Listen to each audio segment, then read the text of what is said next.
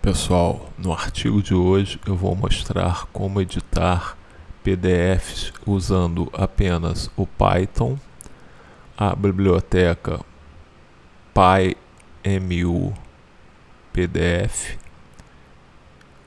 a biblioteca PIL, a biblioteca PDF to Image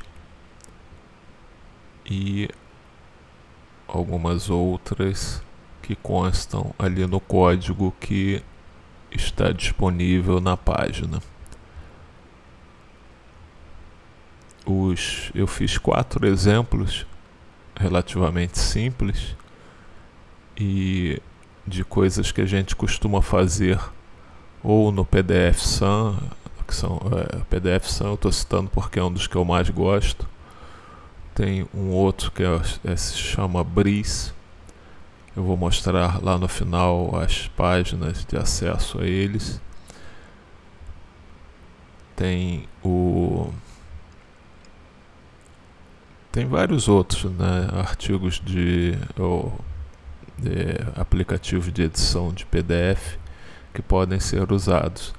E basicamente nesses exemplos que eu estou dando, a gente entende como fazer a programação do que esses aplicativos comerciais utilizam. Por exemplo, esse código aí bem pequenininho, ele serve apenas para rotacionar as páginas, a orientação de paisagem para retrato e vice-versa, ou um ângulo arbitrário qualquer. Eu peguei várias